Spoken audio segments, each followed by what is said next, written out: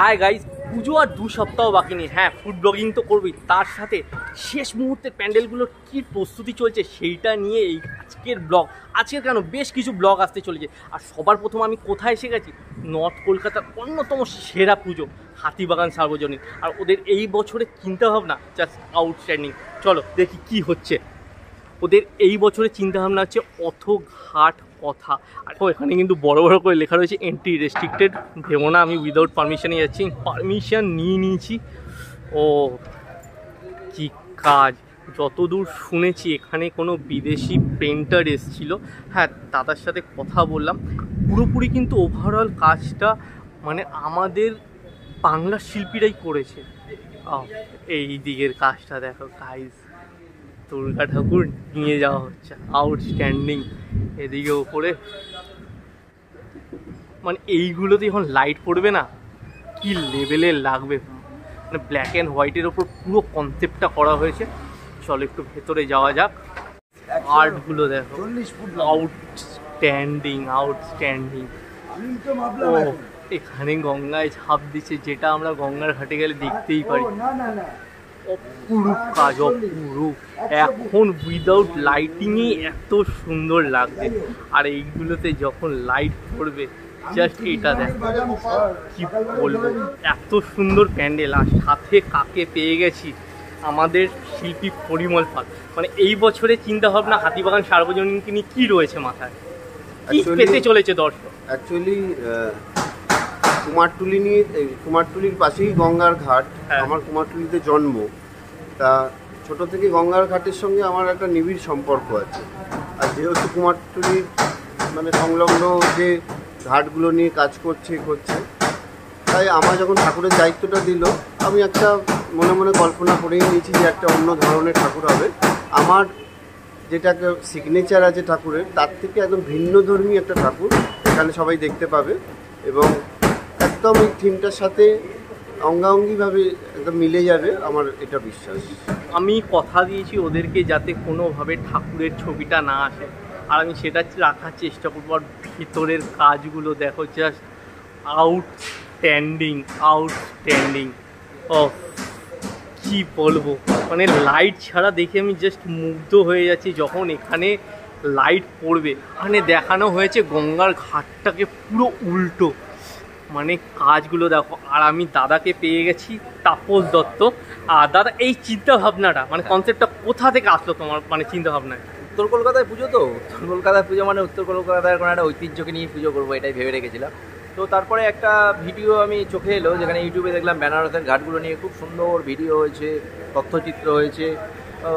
ঠিক তারপরেই আমাদের কলকাতার ঘাট নিয়েও একটা তথ্যচিত্র দেখলাম, সুমিত ঘোষের করা। কিন্তু সেটা খুব লিমিটেড, মানে সুমিত ঘোষের তথ্যচিত্র ছাড়া খুব কমই আছে এমন যে কলকাতার ঘাটগুলোকে হাইলাইট করা হয়। তো আমার মনে হলো যে যদি বেনারস ঘাট নিয়ে এত কথা হতে পারে, এত লেখালেখি তথ্যচিত্র হতে পারে, তো আমাদের কলকাতারও তো নিজস্ব এত গর্বের এত ঘাট আছে, যেগুলো অনেক আর্কিটেকচারাল বৈশিষ্ট্য আছে, যেগুলো একটা সামাজিক প্রয়োজনীয়তা ছিল একটা সময়। তো এই ঘাটগুলো আমরা মানুষের সামনে কেন তুলে ধরবো না? তাই সেটা যখন ছাত্রদাকে বললাম হাতিবাগান সার্বজনীন, ছাত্রদা খুব অ্যাকসেপ্ট করলো যে না, আমরা তাহলে ঘাট নিয়েই কথা বলি। মানে তোমার এটা লাইট পড়বে যখন, তখন কি লেভেলে যাবে আমি সেটাই মানে ভাবছি। লাইট তো সুমনদা করছে, সুমন মাইতিকে সবাই চেনে এখন, লাইটের মানে জাদুকর এখন বলা যায়। তো লাইটও খুব ভালোই হবে, এই আশাতেই আছি আমরা। মোটামুটি কবে থেকে ওপেনিং হচ্ছে দর্শকের জন্য, সাধারণ মানুষের জন্য? দ্বিতীয়া খুলেও কিন্তু এই প্যান্ডেলটাকে মিস করো না। যেই লেভেলের মানে আমার খালি চোখে প্রথম এই বছরের প্যান্ডেল দেখলাম, যেটা অসাধারণ লাগে। লাইট পড়বে কি লাগবে। তো এরকম ভিডিও দেখতে হলে কী করতে হবে? চ্যানেলটাকে সাবস্ক্রাইব করো, কারণ আরও ভিডিও করতে চলেছি, ওইগুলো লাইভ তোমরা মিস করে যাবে। গত বছর আবল তাবলের থিম করে নর্থ কলকাতার আলাদা একটা সাড়া ফেলে দিয়েছিল হাতিবাগানের নবীনপল্লী। আর এই বছর তাদের থিম হচ্ছে আমাদের দেশ আমাদের দুর্গা। এই হচ্ছে এবারে তাদের থিম, আমাদের দেশ আমাদের দুর্গা। আর মূল বিষয় ভাবনায় হচ্ছে দ্বিতীয় বিশ্বযুদ্ধের পটভূমিকায় 1942-এর ভারত ছাড়ো আন্দোলনের মহাত্মা গান্ধী যে শুরু করেছিল একটি গণ আন্দোলন, তার ওপর। এটা চাইলে তোমরা পজ করে দেখতে পারো। আর বৃষ্টিতে ভিজে ভিজে ব্লগ করতে হচ্ছে, তাও তোমরা কী করবে? চ্যানেলটাকে সাবস্ক্রাইব করবে। চলো ভেতরে যাই, গিয়ে দেখাই। আর ভালো লাগলে প্লিজ চ্যানেলটাকে সাবস্ক্রাইব করে দিও। এন্ট্রান্সের শুরুতেই দেখতে পাচ্ছি এখানে বিভিন্ন ধরনের স্বাধীনতা সংগ্রামী যারা ভারতের জন্য লড়াই করেছিল তাদের একটা চিত্রনাট্য তৈরি করা হয়েছে সোলার থার্মোকলের ওপর বেস করে। আর এদিকে এখনও অনেক কাজ বাকি, এই দিকেও একটা কিছু করা হচ্ছে থার্মোকলের ওপর বেস করে, কিন্তু এটা জানি না আমি কতটা থাকবে, কারণ অনেক পাবলিক আছে এই থার্মোকলটাকে খুঁটে পর্যবেক্ষণ করবে যেটা কি দিয়ে তৈরি। গাইস এদিকে প্লাইয়ের ওপর যে পেন্টিংগুলো করা হয়েছে আর এদিকে গেটের ওপর যে পেন্টগুলো করা হয়েছে জাস্ট আউটস্ট্যান্ডিং লাগছে, আউটস্ট্যান্ডিং। আর এদিকটা দেখো, যে গণ আন্দোলনের ওপর থিম করে যে প্যান্ডেলটা করেছে না, এর সাথে যদি একটা ব্যাকগ্রাউন্ড মিউজিক হয় না, মানে জাস্ট জমে যাবে ব্যাপারটা, মানে রীতিমতন গায়ে কাটা দেবে। কি পড়ছে কিন্তু কাজ থেমে থাকবে না, কারণ পুজো বাকি আর মাত্র হাতে গোনা কয়েকটা দিন। এই যে প্লাইউডের কাজগুলো আর যেই লেভেলের বৃষ্টি এখনও বাকি রয়েছে, প্লাই যাতে নষ্ট না হয় কোনোভাবে জলে, তাহলে কিন্তু থিমটা অনেকটা খারাপ দেখাবে।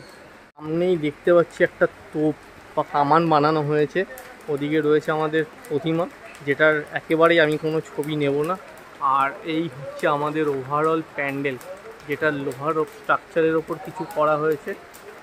খুব শীঘ্রই আরও অনেক ভিডিও আসতে চলেছে, তো ভুলেও কিন্তু চ্যানেলটাকে না সাবস্ক্রাইব করে যেও না। তো দেখা হচ্ছে অন্য কোনো ভিডিওতে। চলো আজকের মতন আসসালাম, বাই।